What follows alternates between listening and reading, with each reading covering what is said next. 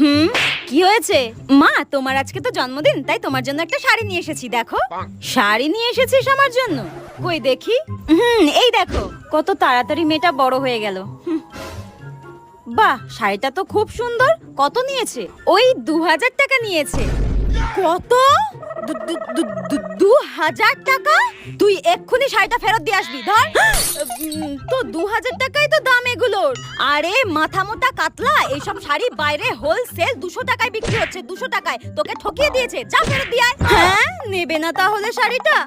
কত কষ্ট করে টিউশনের টাকা জমিয়ে মায়ের জন্য এই শাড়িটা কিনেছিলাম, এখন নিচ্ছেই না। আহারে, মেয়েটা মনে হয় কষ্ট পেলো। আমার জন্মদিনের জন্য মনে হয় অনেক কষ্ট করে টাকা জমিয়ে শাড়িটা কিনেছিল।